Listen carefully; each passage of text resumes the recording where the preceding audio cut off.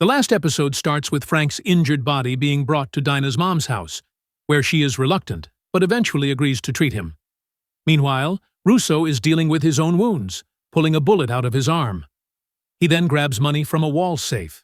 Soon, Homeland agents arrive, but Russo takes them out one by one and escapes, blowing up the building as he leaves. Curtis wakes up to find Russo in his house, armed and wanting to talk. Russo asks how long Curtis knew Frank was alive. Curtis explains he kept Frank's secret because Frank asked him to. They talk about how both Frank and Russo have made bad choices, but Curtis says Frank would never betray a brother. Suddenly, sniper fire comes through the window. Curtis is hit by Russo, but Frank, with a sniper rifle, returns fire and calls Curtis to check on him.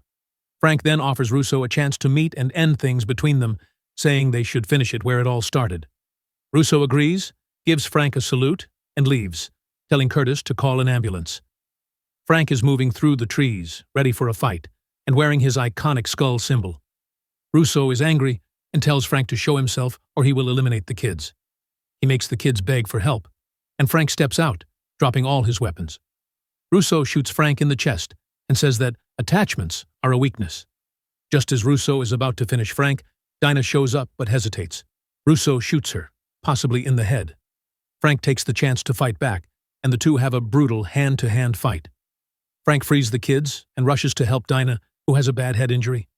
He holds her while the kids stay close, reminding him of the day he lost his own family, but this time he was able to save lives.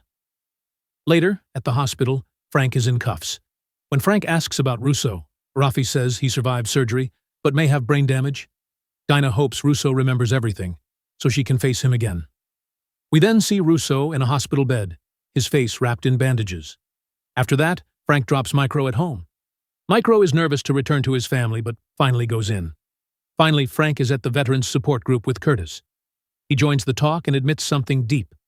For the first time in forever, he has no war to fight, and that scares him. And thus, Season 1 of The Punisher ends.